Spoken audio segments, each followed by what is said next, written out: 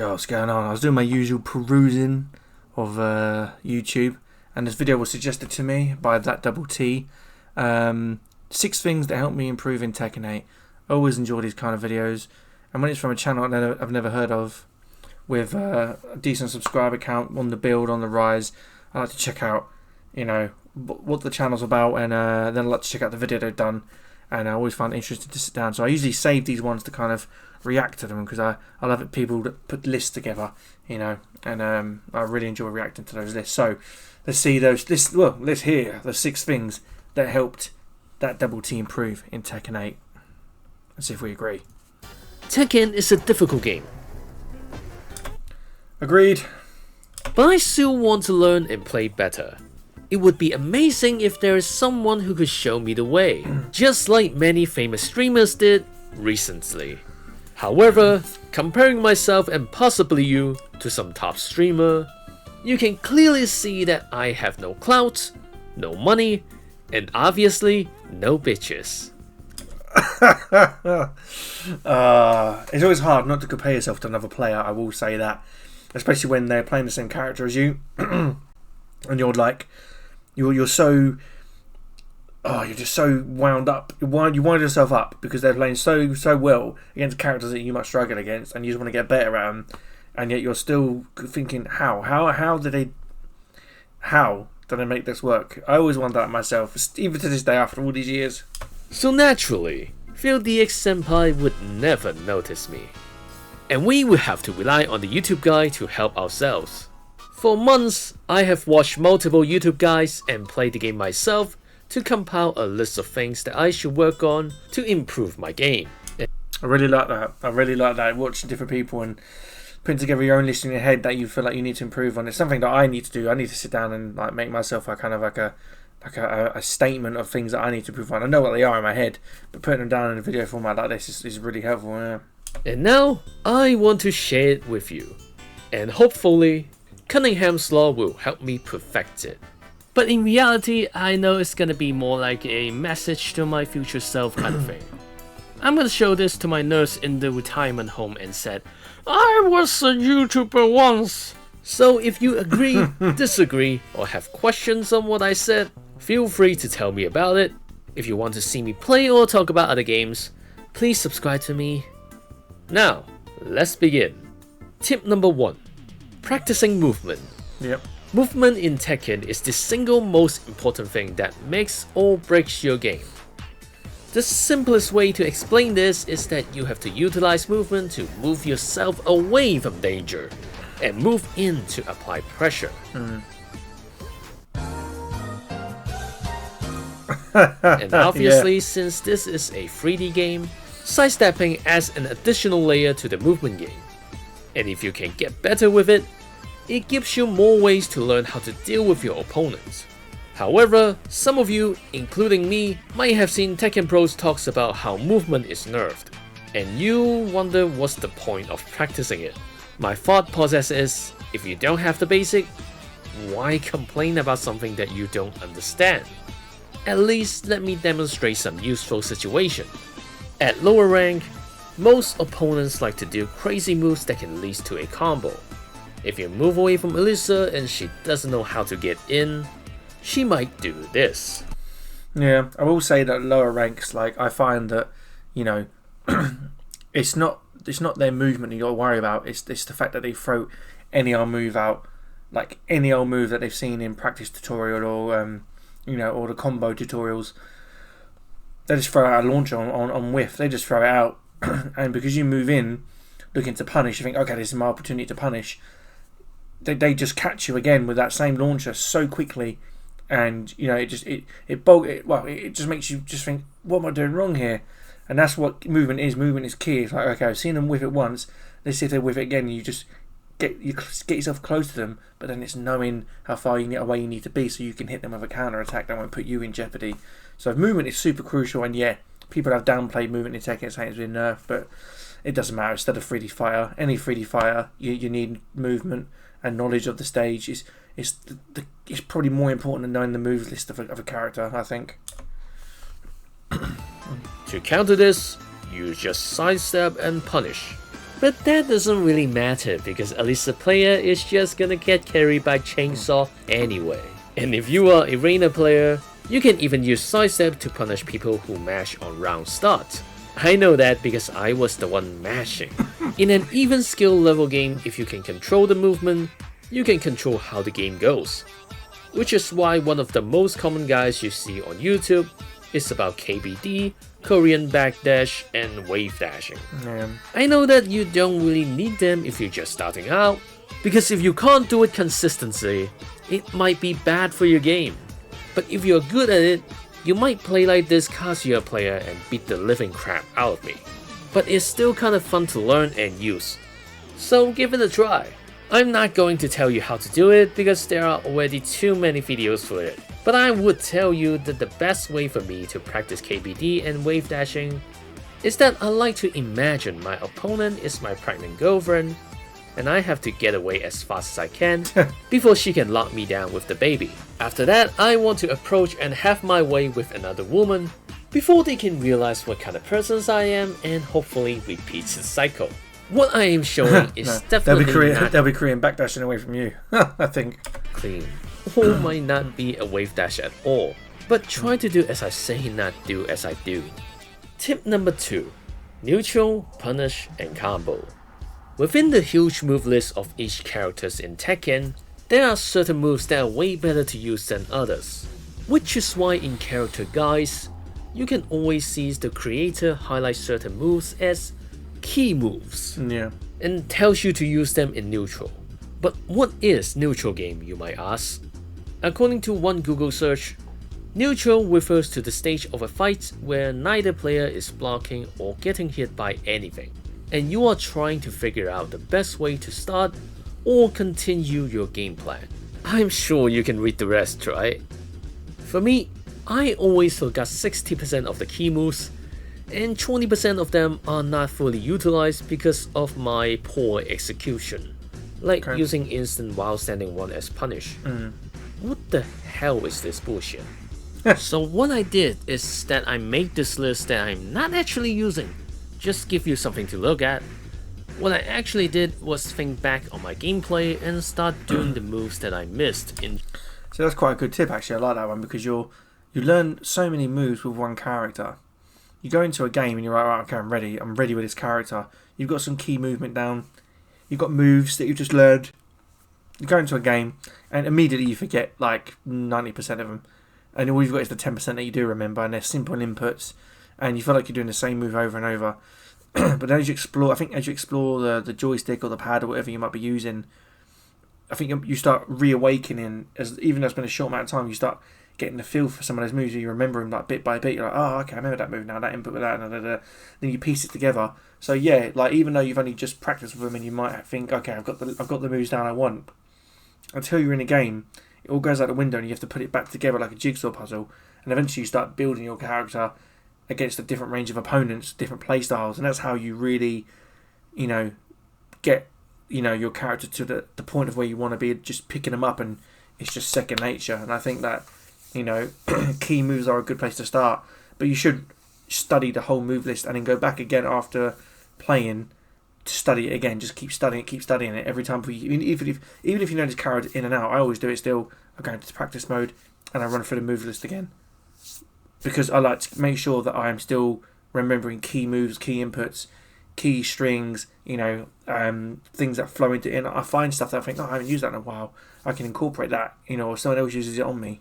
So I think that's a really good tip, to do. Training mode. Trying to get my muscle memory going. It doesn't do well with my rank, but what can you do? As for punish, I had to tell you this. The single thing that I can react to instantly is a jump scare. The time I got better in whiff punish is when I kept playing and playing during my road to master.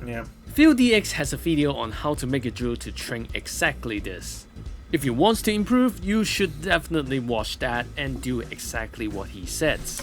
Now I think as much as I agree with watching other people and them giving you kind of advice, someone's reaction speed is never going to be the same as yours.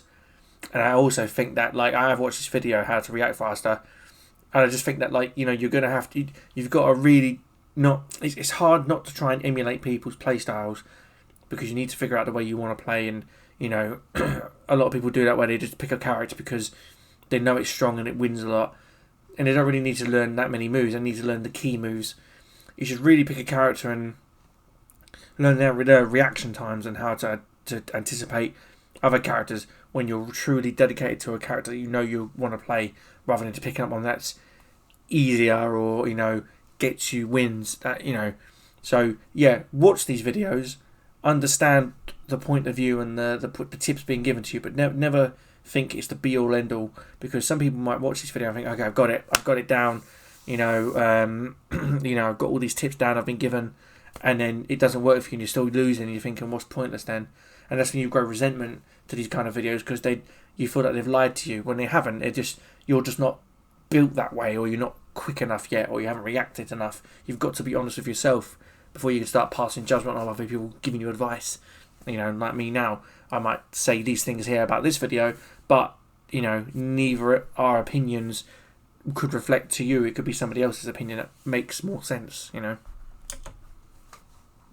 But for me, I don't like staying in training mode, so I will have to accept my consequence. And for combos, you might have seen a lot of combo videos. All of them use every single available moves, and you don't know which one to start, or which one to remember. For me, I just remember the usual combo extender and combo enders, and pretty much ignore the rest. My brain size is pretty limited, so naturally I gotta stick with the simple one. And on the other hand, I'm sure you'll get a lot of chances through counter hits. But my problem is that I'm not reacting to the situation and did not do the optimal combos. But in training modes, I can do them like 90% of the time. So I guess this is another case of practice makes perfect. But I'm very content at being a casual fighting gamer. I will keep banging my head against the wall like I always do. Yeah, I think that's a good point. I think people need to. I think that's probably actually a really good point in itself. Is that even though you're just playing casually, and like I said, I've been to quite a lot of offline tournaments and played offline quite a lot recently, and played online a lot, and I realised that I'm okay online, but I'm terrible offline, because other people have just IQ of the game is a lot higher than mine, and I know that I can reach it, and I want to reach that point. That's my goal, is to reach that point where I'm a threat to offline tournaments. I'm a threat to other people when they say, oh, this is going to be a matchup sort of thing, And I think when you're online, you can still have that reputation of, like, when you keep playing, you see some names over and over again, especially when you get a higher rank. When you're in sort of the Shin Ryu, Gen Ryu, Ten Ryu ranks, you really don't see the same people much, because there's so many people there. And as you get higher, it really lowers down the amount of people. That's when you start seeing the same names, and you're in a different kind of company. By that point, though, you've already kind of, you've been in the training room, you've been in the practice lobby, you've watched replays, but it depends how far you're willing to take that. I think DoubleT's got a good point there, where he's content with where he is, and he's happy just to go into ranked with his staples, and he'll react to situations whenever he reacts to them, and deal with it as it comes. Whereas some people aren't happy with that. They just are, I'm not gonna. I need to know this information.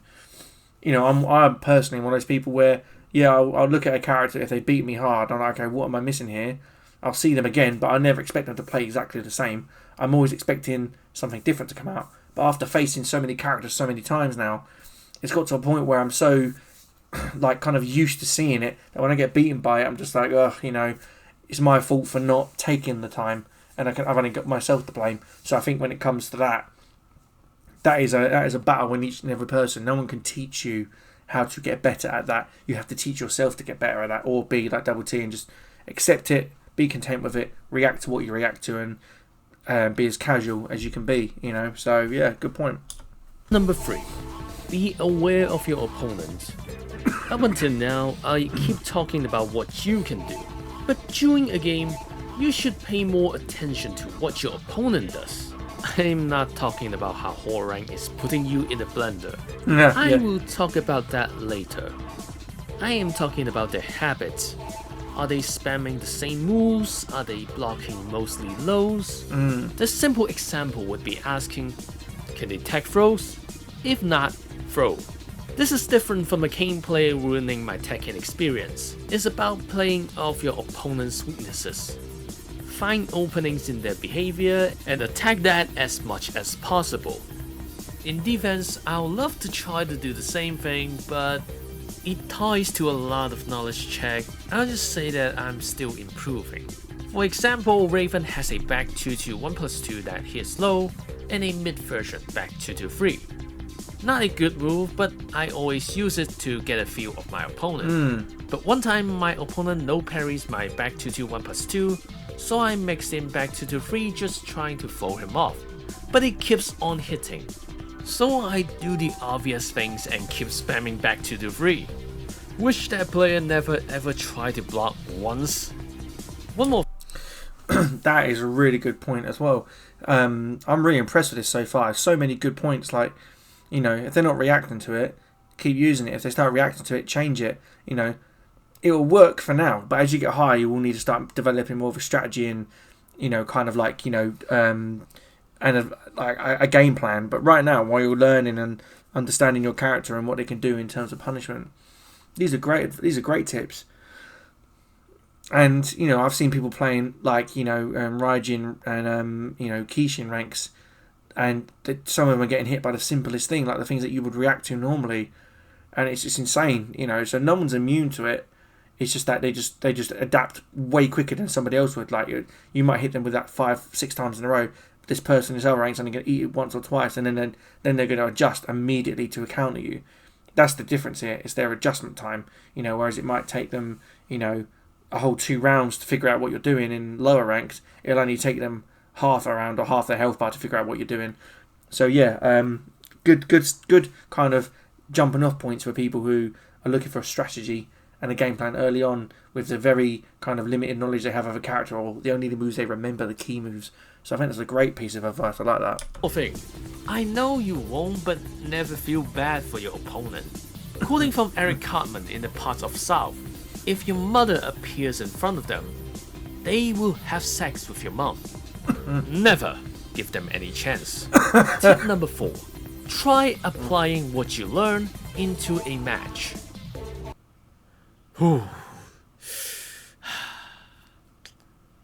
Just try your best. You can do it. I will keep banging my head against the wall like I always do. Tip number 5. Watch your replays. Excellent tip. I know whenever I bring up watch replays to people, most of you refuse to do it. Or you might beg/pay for someone else to analyze it for you. So instead of replays, I suggest you watch YouTube. One Google search, Tekken 8 horror rank counter. Now you have the knowledge on how to counter the blender. But you need to actually apply them in matches. For that, do not queue into rank. You can't practice there. Instead, try some fighting in Discord, ask the horror rank player for a few sets. Start from there. If possible, ask for feedback and be prepared for harsh criticism. If you do want to watch your own replays, number 5.5. Actually watch your replays. Yeah. Here's what I do. I always look out for my weaknesses, like what got me hit the most, did I miss certain punish, or was there a better one? And sadly, many more mistakes. If you want to know whether you have applied some skills into your gameplay, this is what you want to do. Once I noticed some problems, I would change up my game plan and work to adjust my playstyle. Yeah, beautiful with that. Yeah, this 100%. is important for me because I spend most of my game time in rank, not training mode. Constantly going match after match is not good for improving. It is more effective for me if I start to break it up, give myself time for revision. Otherwise, it would just be me keep reinforcing what I've done wrong. Other than that, the replay system has some nice features that are quite helpful. If you want to relieve horror rank splendor, you can do that too and maybe try better this time. But if you're poor and didn't buy the character DLC, Yep. watching replays against Eddie is kind of pointless. It's crazy, isn't it? Like, I mean, obviously this is not a video about that, but I mean, oh my God, you're sitting there, you get blended by an Eddie Gordo, and you think, oh, I need to check this out. There you go. You can't. Mental. It's mental. As a representative of poor people, this is what I did. Get an Xbox Game Pass and play Hi-Fi Rush or any other games. The price might be slightly higher in the US, but it is still a better value than just getting a character DLC at full price. Don't let Bandai Namco know that you are a sucker. Tip number 6. Change character. Yes, if I was ever done with what had happened to me, what effort I have to go through just to win a match, the mountains of high tier characters that I match up against, if I ever had enough of that, I have another low tier characters on standby. Yeah. And I am not afraid to adjust. That character would be Dan Hibiki. The reason I chose him is because of his mix-up heavy game plan, and he requires a lot of skills. Fang Hibiki might be my savior in Tekken 8. With that, this is every single tips that helps me improve in Tekken 8. If you ever enjoyed the video, please consider like, subscribe, and also hit that bell. I'll be traveling to Japan, so stay tuned. And most importantly, have a great day. Nah, really great video. I really like that, thatDoubleT. Appreciate it. What a great video. I really like that. Excellent points. Make sure you give thatDoubleT a subscribe and a like on that video. Really, really good video. I really enjoyed that. Let me do that right now if you're my friend. Subscribe. Really enjoyed that. Really great video. Yeah, awesome. Can't say enough good things about it. But yeah, that was 6 things that helped me improve by thatDoubleT. And yeah, can't agree more. I need to get myself one of these lists. Definitely. But yeah, no, I appreciate that. Thanks very much. And take care. Thanks for watching. Thank you.